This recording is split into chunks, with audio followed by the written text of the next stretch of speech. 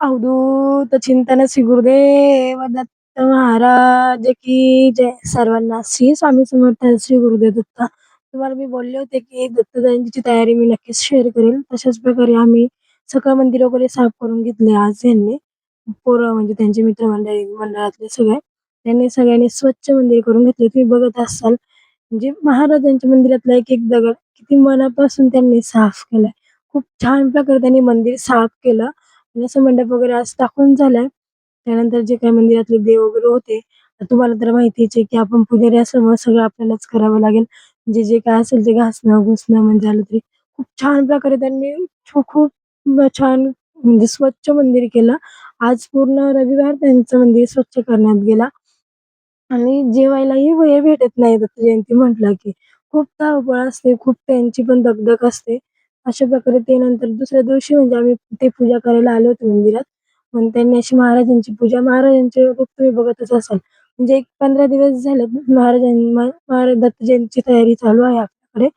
म्हणजे 15 दिवस झाले मिस्टर फिरतात म्हणजे सगळे त्यांच्या मंडळातली माणसं आहेत ते पण म्हणजे धावपळ आहे.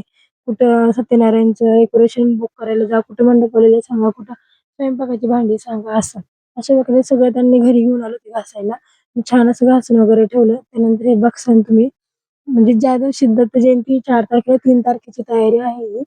छान असं लाइटिंग वगैरे पूर्ण नाक्यापासूनच लाइटिंग वगैरे करून घेतली. पताका वगैरे लावून घेतल्या पोरांनी. म्हणजे दत्त जयंतीच्या आदल्या दिवशी कोणच झोपत नाही असं म्हटलं तरी चालेल. सगळे जागतात आणि दुसऱ्या दिवशी मग आपला अभिषेक असतो 6:30 वाजता. ती पण क्लिप मी तुमच्यासोबत शेअर करीन. अशा प्रकारे सगळ्यांनी पताका वगैरे लावून घेतला, लाइटिंग वगैरे लावून घेतला आणि हा ठाण्यात म्हणजे हे ठिकाण ठाण्यात मनोरमा नगर इथे आहे.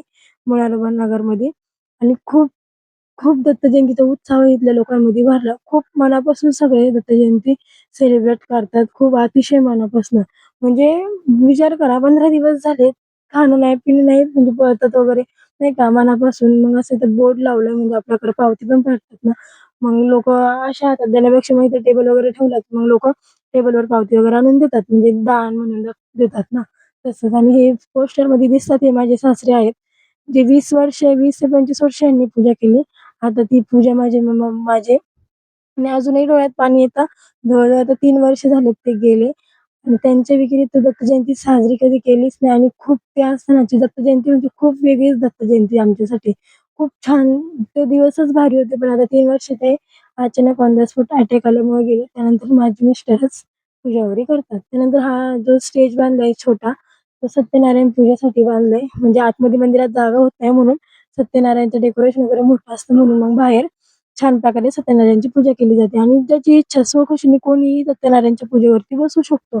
ज्याची इच्छा असेल त्यांनी फक्त 1 वर्ष आधी सांगायचं, पुढच्या वर्षी मी दत्त जयंतीच्या मंदिरात पूजेला बसणार आहे. म्हणजे दत्तांच्या पूजेला मी बसणार आहे. मग असं मग आपण त्यांना दरवर्षी चान्स सगळ्यांना भेटतो. मी त्या पूजेवर म्हणजे महाराजांच्या पूजेवर मीही बसले 1 वर्ष, पण तेव्हा माझे सासरे होते.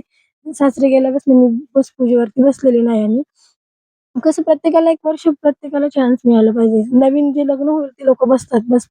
आणि अशा प्रकारे छान महाराजांच्या पूर्ण गाभारा, महाराजांचं रूप तुम्ही बघत असताना किती हसरं आणि किती गोजीरवाणी झालं.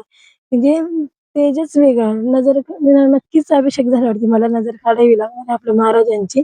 आणि छान प्रकारे असं सगळं अभिषेकचं वगैरे सामान त्या आदल्या दिवशी घेऊन आले. आपल्या स्वामी महाराजांचाही फोटो आहे आणि खूप सुंदर प्रकारे मंदिर त्यांनी फुलांनी सजवलंय. रात्री जवळ-जवळ 2-3 वाजले होते त्यांना मंदिर सजवायला. त्यानंतर कोण नाही का आपण वर्गणी वगैरे काढतात, कोण शोकोचीने डाळ वगैरे तिथं तांदूळ, कांदे असं सगळं त्यांनी म्हणजे भंडाऱ्यासाठी दिलेलं आहे. भंडारा खूप मोठा असतो आपल्या इथं. म्हणजे अशा प्रकारे सगळं कोण भाज्या देतं, फ्लॉवर, तेलाचे डब्बे बघसाल तुम्ही.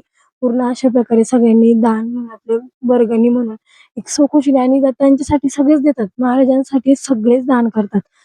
आणि त्यानंतर हे सगळे असे गप्पा मारत बसले होते. त्यांचे फ्रेंड आहेत आणि हे माझे मिस्टर आहेत. ते पूजा करतात. अशा प्रकारे मग ते म्हणजे जे आतमध्ये जे डेकोरेशन चालू होतं फुलवाल्याचं, ते सांगत होते फुलवाल्याला, की "असं नाही, तसं करा.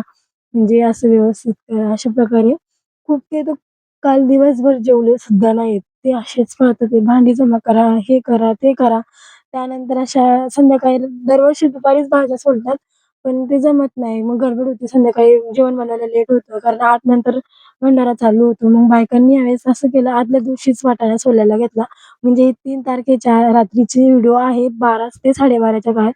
आणि सगळ्या बायकासुद्धा खूप आनंदाने दत्त महाराजांचं करतात.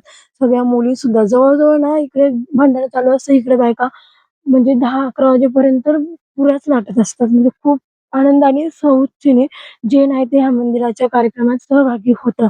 अशा प्रकारे टेबल वगैरे आणून ठेवलेत. मंडप घातलाय खाली नाही का. मी त्या दिवशी तुम्हाला दाखवलं होतं, की मी जंगलात पानं तोडायला गेले.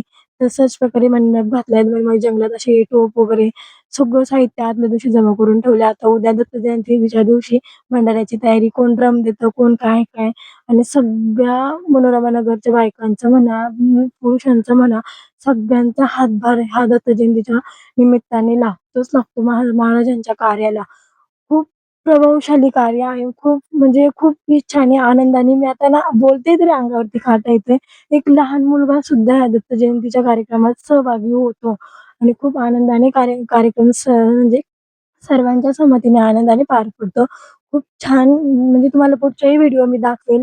कोण कसं म्हणजे जेन्ट्स लोकही पीठ मळतात पुऱ्यांसाठी. खूप गमतीशीर म्हणजे दत्त जयंती साजरी केली जाते इथे मनोरमा नगरमध्ये डोकाई रोडला. छान म्हणजे शब्दच येत नाही महाराजांसाठी. महाराज म्हणजे सगळ्यांच्या कणाकणात म्हणजे खूप वर्षांपासून आणि ह्या बायका पण मी तरी आत्ता आले. मला एक जेमतेम 2-3 वर्ष झाली असेल लग्न झालेलं.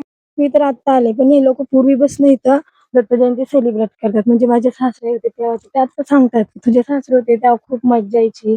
अशाच प्रकारे आम्ही आता जसं उत्साहाने करतो तेव्हा आपण तसंच उत्साहाने दत्त जयंती सेलिब्रेट करायचो. असं छान प्रकारे सर्वांचं वाटाणा खूप वाटाणा असतो. खूप वाटाणा सोलून झालाय. तुम्ही बघताय. सर्वांना श्री स्वामी समर्थ, श्री गुरुदेव दत्त. भेटूया पुढच्या ब्लॉगमध्ये. पुढचा ब्लॉग अभिषेक सोहळ्याचा असेल तोपर्यंत मी इथेच थांबते. जय जय स्वामी समर्थ, श्री गुरुदेव दत्त.